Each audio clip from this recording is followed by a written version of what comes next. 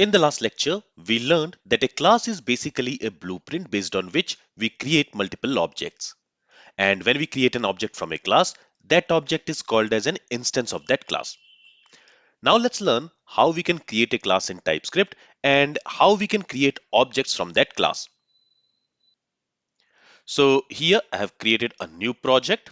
I'll share the repo link for this project in the description and you can download this startup project. Basically, this project is very similar to the previous project. Here I have created a source folder where I'm keeping my app.ts file, and we have this dist folder where the JavaScript file will be generated. Okay, then we have the index.html file, style.css, and tsconfig.json where I have specified some compiler configurations. All right, now inside this app.ts file, we are going to write our TypeScript code. So what we are going to do here, we are going to create a class. And in order to create a class, we use class keyword followed by a name for the class. Here I'm going to call this class as user. Now you can name this class anything. The convention is the name must start with a uppercase letter. So this is just a convention. And then we use a set of curly braces like this. And inside that we can create properties and methods. For now, I will simply create properties. So for a user, I want to have a name property, and I'm also going to specify a type for this property. So the type here is going to be string. Okay. Now here we have this error because TypeScript is expecting an initial value for this name property. So let's go ahead and let's specify some initial value here. Maybe let's say the name is going to be John. Then I also want to have an age property, which is going to be of type number, and let's set it with an initial value 28. And let's also specify another property gender. This is again going to be of type string, and let's say gender is male. So here we have created a class, and in that class we are specifying three properties. Now using this class, whichever object we will create, in that object we will have a name property, an age property, and a gender property.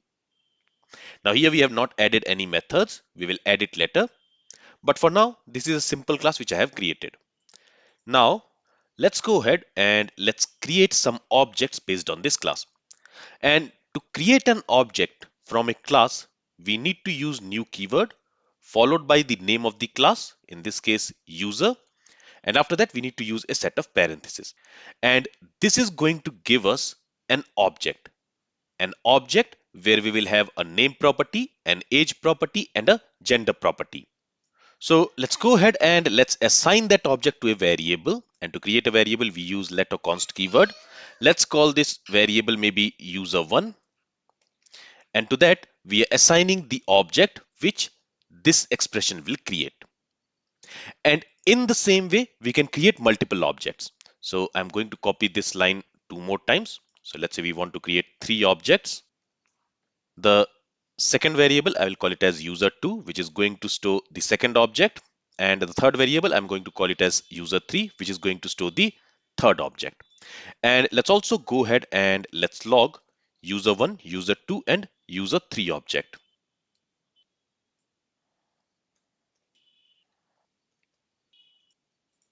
Let's save the changes. Let's go ahead and let's compile this application by typing this tsc command. And I want to compile this application in watch mode, so I'll also use -w. And the application has been compiled, and you will see that in the console, three objects has been logged. And you will see this user here. That simply means that these objects are instances of this user class. And you will notice that all three objects have the same property value. All three objects has the same name, same age, and same gender. That's because here we have specified an initial value for all these properties. So that value is being used here. But this is not what we want. What we want is when we are going to create an object using this user class, at that time we should be able to provide the value for these properties. Now we can do that using constructor. So here what is happening is when we are using this new keyword followed by the class name, and after that class name, when we are using a set of parentheses, basically it is going to call the constructor of this user class. Now you will say that this user class does not have any constructor. Well, when we don't explicitly specify a constructor for a class, TypeScript will provide a default constructor. And a default constructor is a parameterless constructor. It will look something like this. Okay, so when we don't specify a constructor explicitly, by default, TypeScript provides a default constructor which looks something like this, which does not take any parameter. And this is the constructor which gets called when we use new keyword followed by the class name and a set of parentheses. Now, what we can do is we can configure this constructor in such a way that it will take some parameters, and using that parameters we can initialize these properties. So instead of initializing it here like this, let me remove these initial values for each property. What we are going to do is, for this constructor we are going to take three parameters. Let's say name. You can name it anything, or I'll simply call it as n. Okay, you can also call it as name, which is going to be of type string. We'll take second parameter age, so I'll simply call it as a, which is going to be of type number. And then we are going to take a third parameter g for gender, and it is again going to be of type string. And now you will notice that here we have an error, because when we are calling the constructor of the class, that constructor is expecting value for these three parameters which we are not passing. Okay, so we will pass those parameters, but before that, what we will also do is, once we have these values, we will set these properties. So here we will say this dot name equals n, the value which we are going to receive for the n parameter. This dot age equals a, the value which we are going to receive for the a parameter. And this dot gender equals g. Okay, so whatever value we are going to receive in this constructor parameter, we are using that value to initialize these properties. And this is the use of a constructor. A constructor of a class is used for initializing its properties. All right, now when we are calling this user constructor, so as I mentioned, when we use the class name followed by a set of parentheses, it is going to call the constructor of that class. In this case, it is going to call this constructor. And when this constructor is called, it is expecting value for n parameter, a parameter, and g parameter. So let's pass those values.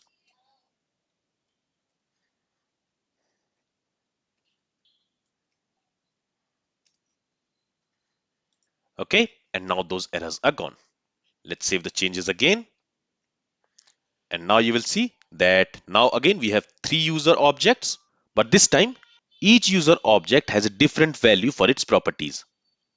Okay, so this is how we can create objects from a class. The class here is a blueprint, and based on that blueprint, we are creating some objects. And when we create an object from a class, that object is called as an instance of that class. In this example, this object is an instance of this user class. In the same way, this object here, it is also an instance of this user class. And this object also, it is an instance of this user class. So creating an object from a class is as simple as this.